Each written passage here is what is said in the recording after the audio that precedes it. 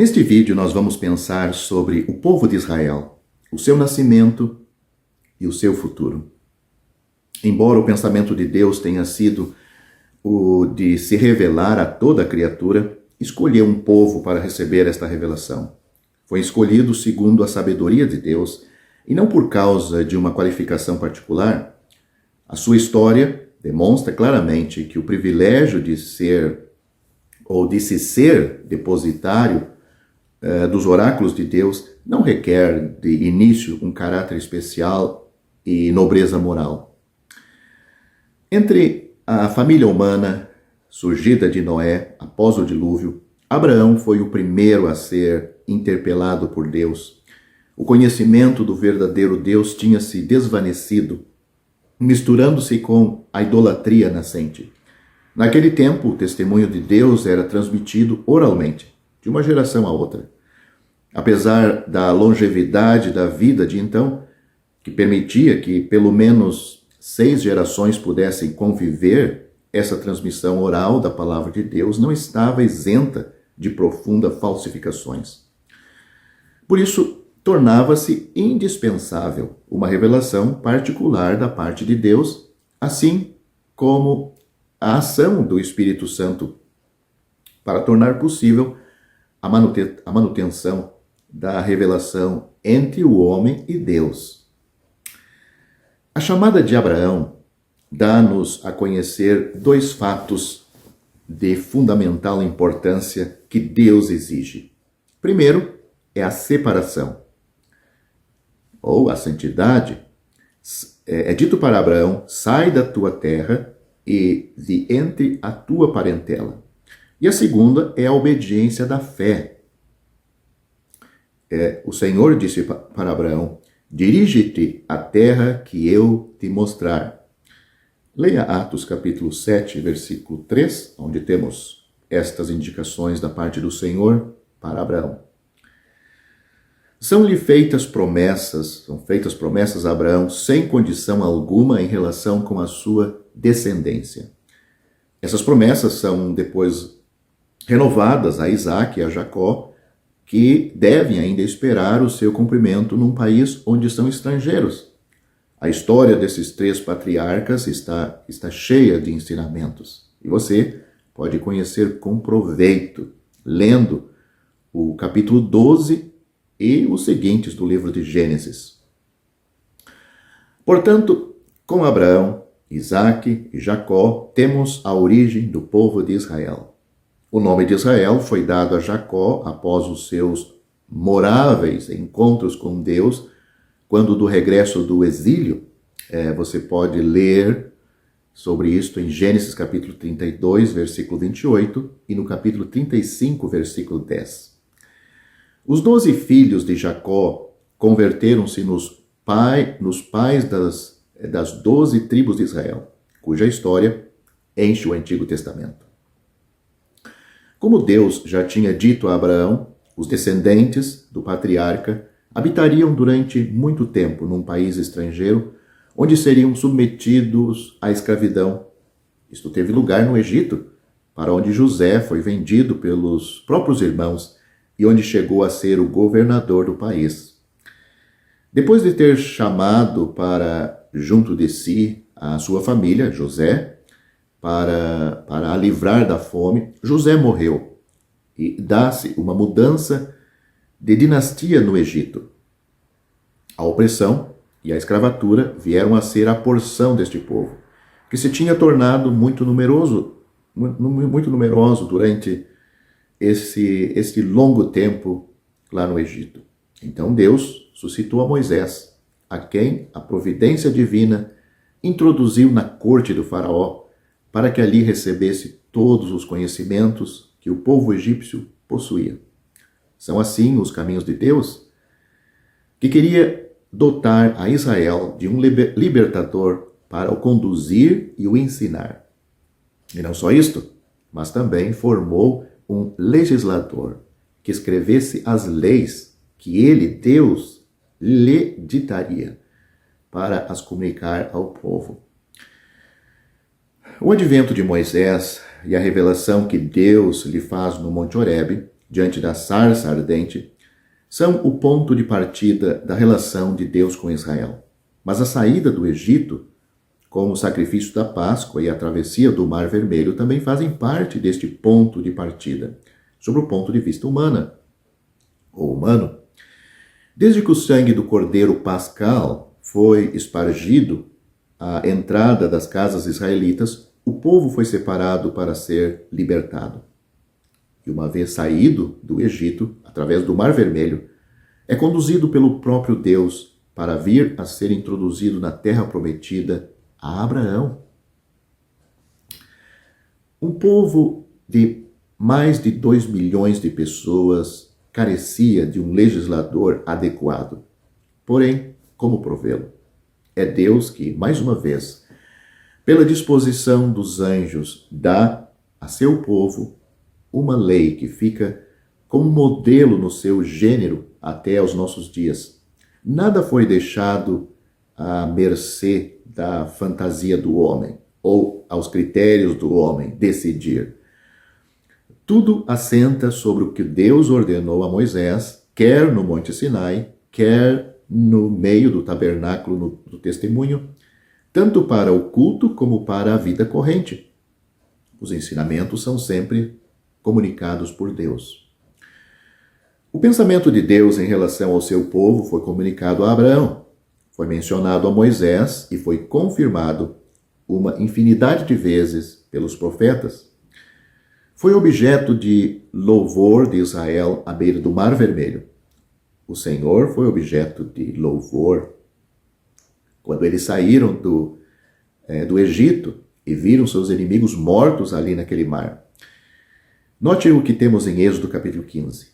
O povo disse: Tu os introduzirás e os plantarás no monte da tua herança, no lugar que tu, ó Senhor, aparelhaste para a tua habitação, no santuário, ó Deus, que as tuas mãos estabeleceram. Êxodo capítulo 15, versículo 17.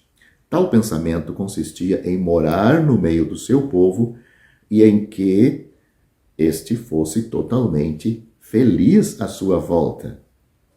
Para tornar possível o cumprimento desse desígnio de amor, Deus utilizou todos os meios, indo ao ponto de enviar o seu unigênito filho.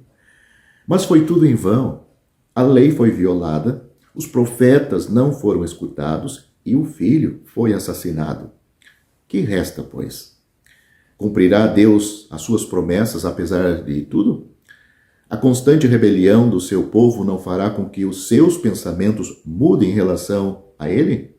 A única resposta a estas perguntas reside na misericórdia divina, como lemos em Romanos capítulo 11, porque os dons e a vocação de Deus são irrevogáveis.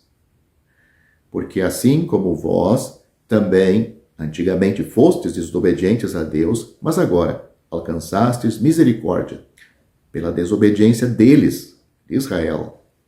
Paulo está falando a gentios. Assim também estes, os judeus, agora foram desobedientes para também alcançarem misericórdia pela misericórdia a vós demonstrada.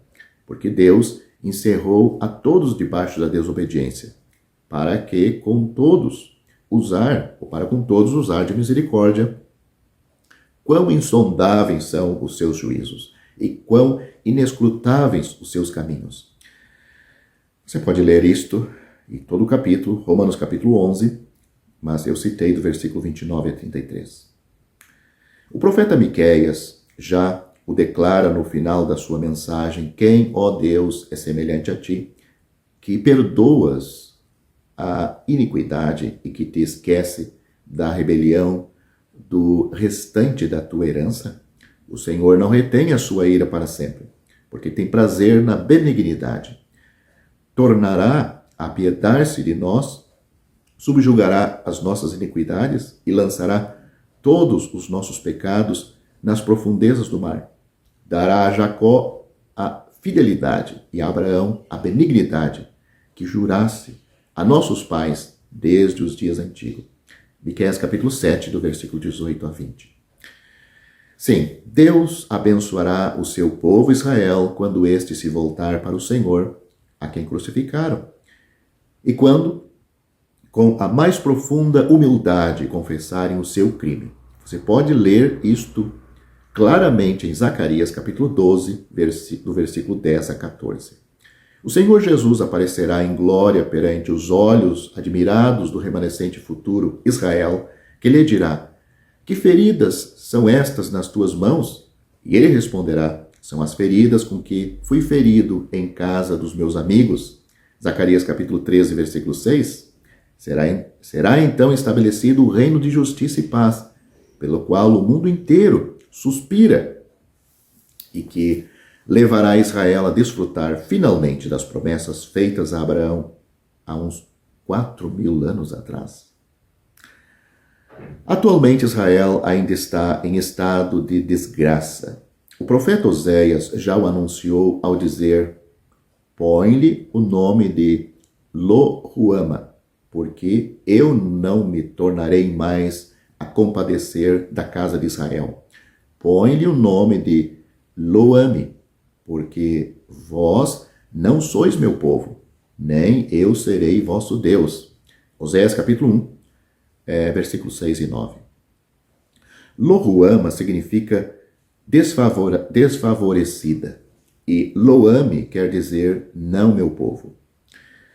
No entanto, este estado não impede que a bondade de Deus se manifeste sempre para com todo aquele que de coração contrito para ele se volte, seja judeu ou gentil.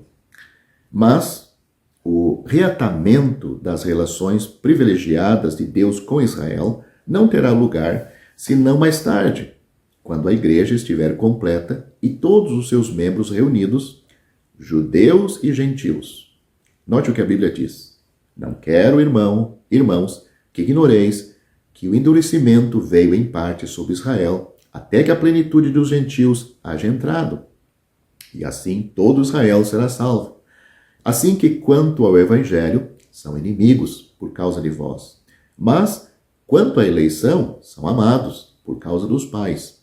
Porque os dons e a vocação de Deus são irrevogáveis. Romanos capítulo 11, do versículo 25 ao 29. Este povo, colocado sob o juízo de Deus por causa da sua desobediência, continua sendo, não obstante, um povo privilegiado. Logo, qual é a vantagem do judeu? Ou qual a utilidade da circuncisão? Muita, sobre todos os aspectos. Mas principalmente porque aos judeus foram confiados os oráculos de Deus. Paulo falou isso em Romanos capítulo 3, versículos 1 e 2. Também se diz de Israel, dos quais é a adoção de filhos e a glória, e os concertos, e a lei, e o culto, e as promessas, dos quais são os pais, e dos quais é Cristo, segundo a carne, o qual é sobre todos, Deus bendito eternamente. Romanos capítulo 9, do versículo 4 e 5. As profecias relativas a Israel enchem a palavra de Deus. Foram proferidas desde os tempos antigos, quer pelo próprio Deus, quando se dirigia aos patriarcas, quer por Jacó, no magnífico capítulo 49 de Gênesis, quer por Balaão, aquele falso profeta, nos capítulos 23 e 24 de Números, onde lemos, entre outras coisas, eis que este povo habita só, e entre as gentes não será contado. Números capítulo 23, versículo 9. O fato deste povo ter conservado a sua própria identidade, apesar da sua dispersão por todo o mundo e das inumeráveis perseguições que tem sofrido, continua sendo um mistério, demonstrando bem quão verdadeiro é a palavra de Deus. Esta nação, alta e polida, povo terrível desde o início, nação de medidas e de vexames. Isaías capítulo 18, versículo 2. Não será Israel no tempo atual? Não será maravilhoso ler tantas vezes na Sagrada Escritura descrições proféticas escritas há mais de 2.000 anos referentes a Israel, que corresponde exatamente ao que lhe tem ocorrido, ao que lhe ocorre e ao que lhe há de ocorrer ainda? A característica deste povo judeu que tem atraído sobre si o ódio e que tem suscitado a inveja entre os seus vizinhos, corresponde rigorosamente à sua história, tal como nos é revelado na palavra de Deus. Cego como está quanto a Cristo, sob o império do poderoso enganador, que tem obscurecido seu coração, utiliza o seu engenho para aumentar o seu orgulho e o seu desejo de domínio. Quando Israel se voltar para o Senhor Jesus e com perfeita humildade reconhecer aquele que eles crucificaram, terá lugar a sua plena restauração. O potencial dos recursos acumulados há de servir para a propriedade do período bendito que então será instaurado para este povo. Este povo industrioso saberá tirar proveito do que tiver adquirido durante a sua dispersão e, elevado então à cabeça das nações, fará beneficiar o mundo dos poderosos meios que dispuser. Leia Números capítulo 24, Deuteronômio capítulo 28, Isaías capítulo 60 e 61, para ver um pouco do que estou dizendo. Ainda no Egito, os filhos de Israel começaram a tribulação. Quando surgiu um novo povo que não tinha conhecido José, decidiu submeter à escravatura o povo israelita, que os seus olhos se tinham tornado muito numerosos. E, portanto, de temer, acabaram por decretar que fossem assassinados todos os recém-nascidos do sexo masculino, para que, deste modo, destruir aquela raça que o importunava. Todavia, por detrás do faraó, nesta medida de violência contra este povo, o próprio Satanás fazia tudo quanto podia para invalidar a promessa que Deus fizera a Eva em relação à sua semente, que um dia havia de esmagar a cabeça da serpente. Muitas vezes Satanás repetiu os seus esforços nesse sentido, indo até o massacre dos meninos de Belém, mas Deus não permitiu a total realização desses diabólicos intentos. Outra das astúcias de Satanás consistiu em seduzir o povo de Deus, levando a rebelião contra Jeová, ao atrair sobre ele o justo castigo divino através de Satanás. Talvez Satanás pensasse que Deus abandonaria este povo rebelde. Com efeito, desde a travessia do deserto até a deportação para a Babilônia, frequentemente se abateram sobre Israel diversos e muito severos castigos. No entanto, Deus dá sempre seguimento à sua misericórdia, atuando por causa do seu nome, para que não fosse profanado diante dos olhos das nações. Leia Ezequiel capítulo 20, versículo 9, versículo 14 e versículo 22. A rejeição do Messias por parte de Israel, a morte do Senhor Jesus, atraiu sobre este povo um terrível juízo. A Jerusalém foi saqueada, destruída e os seus habitantes dispersos entre todas as nações como consequência direta do crime do Gólgota no ano 70. E desde há perto de 2000 anos que o povo judeu sofre tribulações como nenhuma outra nação jamais conheceu. Eles disseram: caia sobre nós o sangue deste justo sobre nossos filhos. Mateus capítulo 27, versículo 25. E com efeito assim tem acontecido. O bairro onde eram confinados os judeus, os guetos, os campos de extermínios e as câmeras de gás ainda estão na memória de todos. Satanás está por detrás da cena. Não o duvidamos, dando que o seu propósito consiste sempre em prejudicar o cumprimento dos desígnios de Deus. Mas estes hão de realizar-se para a glória do Senhor e Salvador nosso Jesus Cristo, para a plena restauração de Israel e para a bênção universal. Mas até que este momento tenha lugar, haverá ainda um terrível tempo de prova para os judeus, que é chamado tempo de angústia para Jacó. Ele, porém, será livrado dela. Jeremias capítulo 30, versículo 7. Esta tribulação sem precedente, limitada a 3 anos e meio, é anunciada pelos profetas, pelo Senhor Jesus e pelos apóstolos, e termina com o glorioso advento do Senhor e a destruição do anticristo. Este sinistro personagem que se apresentará como Deus e atuará em seu próprio nome, será recebido pela nação apóstata, e muitos o seguirão no seu erro.